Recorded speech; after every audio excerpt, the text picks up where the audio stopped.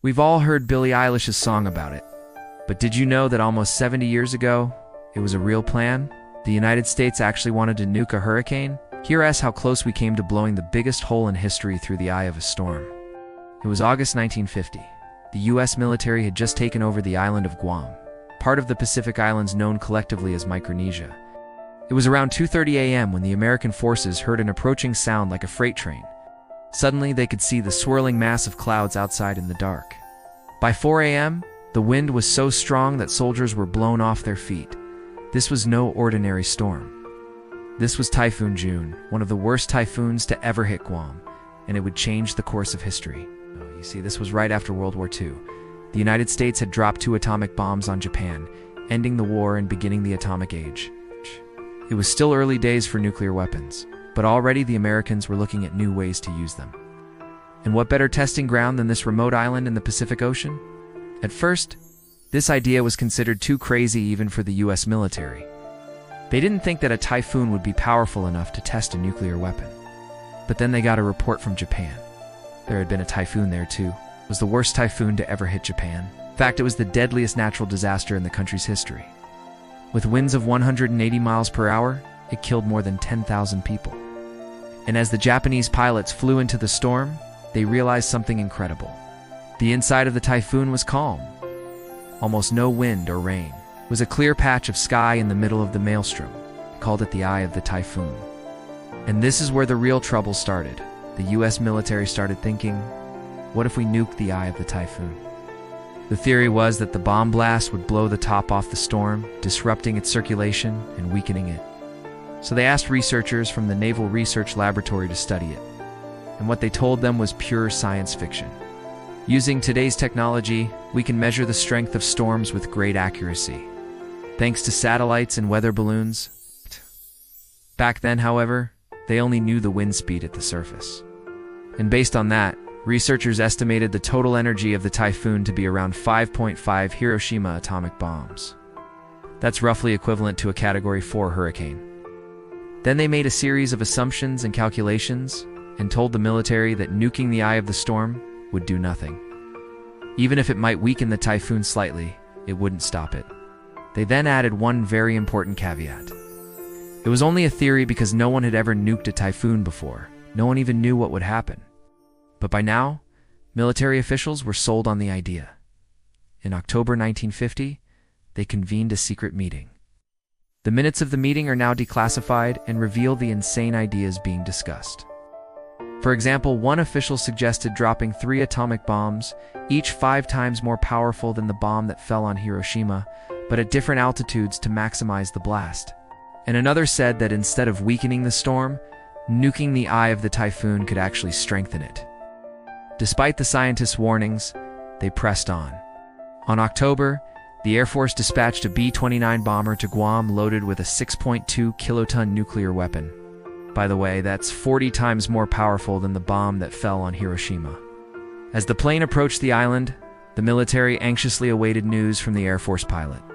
Did he spot the eye of the typhoon? Without it, the mission would have to be aborted. But then radio crackled to life. The Air Force pilot had spotted the eye. His words were, "Roger out. I have the target in sight." Moments later, the world held its breath as the B-29 dropped the bomb. It was October 1950, and that day would go down in history as Black Saturday. But here's the thing. The bomb never exploded. As soon as the B-29 released it, the Air Force pilot opened the bomb bay doors. To his horror, a violent gust of wind immediately sucked the bomb back inside the plane. He tried everything he could to get rid of it, but nothing worked. The bomb simply would not leave the aircraft. And so the world dodged a bullet, a real bullet. The typhoon continued on its path, making landfall on the Japanese island of Okinawa and killing more than 2,000 people. Meanwhile, the Air Force sent the B-29 back to Guam with orders to drop the bomb somewhere in the ocean. The pilot did so, and the bomb exploded underwater. They named the resulting mushroom cloud Nant 1, as in Typhoon Number 1. Although the bomb blast was impressive, it wasn't much of a scientific triumph. They hadn't really learned anything about nuking a typhoon. In fact, they never did any more tests. See, the Americans weren't interested in science. They were interested in weapons. Shortly after the end of World War II, the US began developing the hydrogen bomb, a weapon so destructive that it could theoretically nuke an entire state off the map, and they wanted to test it. The military was ready to unleash hell on the unsuspecting citizens of Hawaii. They assembled a task force with representatives from the Navy, Army, Air Force, and even the Hawaiian territorial government. One of the scientists on the task force opposed the plan so much that he resigned rather than participate.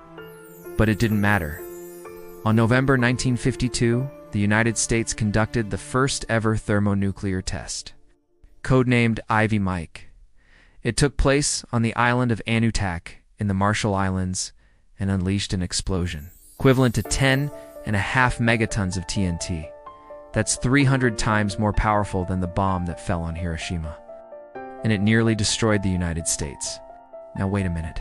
How could a bomb that was detonated thousands of miles away in the Pacific nearly destroy the United States?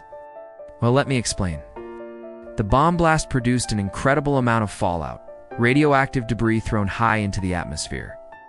But unlike regular bombs, which typically burn out within a few hours, the particles of fallout from Ivy Mike stayed suspended in the air for weeks, carried around the world by jet streams. Scientists in the US predicted that most of the fallout would end up in the Pacific Ocean, but they underestimated its power. Within 48 hours, it reached Hawaii and began raining down on the islands. Schools and businesses shut down and people were forced to stay indoors while wearing protective clothing. But it didn't stay there. The fallout continued circling the globe until it reached the United States mainland. Cities like San Francisco and Seattle received more radiation than the rest of the country. People living near the contaminated areas experienced a sharp increase in cancer rates. In fact, it's believed that hundreds of people died as a direct result of exposure to radiation from Ivy Mike. But perhaps even scarier, there was no warning. No one knew that this deadly radioactive cloud was even on its way. If it had happened during wartime, America could have been crippled by enemy spies, terrorists, or sabotage. Still, despite all this, America kept pushing forward with their plan to nuke Hawaii. And it all came down to one man, General Curtis LeMay, commander of the Strategic Air Command, who was obsessed with destroying North Korea with thermonuclear weapons. But that meant passing through Hawaii, which was full of anti-war protesters. LeMay believed that nuking Hawaii would be a good message to send to those protesters. After all, it would show them the devastating power of the bomb. Fortunately, President Dwight Eisenhower stopped him, but it makes you wonder, what if Eisenhower hadn't? Would America's obsession with nuclear weapons have led them to blow their own territory to smithereens? Maybe after all, just 4 years later they tried to do it again, except this time it wasn't a typhoon or a demonstration. It was Cuba. You see, Fidel Castro had just taken power in Cuba, and the CIA wanted to get rid of him. Their plan was called Operation Mongoose, and it was a long list of covert operations designed to destabilize the Cuban government. These included training an invasion force, launching a propaganda campaign, and assassinating Castro. But none were more audacious than proposal number 74.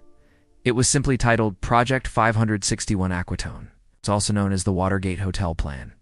The CIA operative who came up with it assumed that Castro would eventually try to visit Washington, D.C.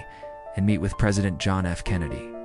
So the CIA devised a way to nuke the Watergate Hotel without damaging the rest of the city.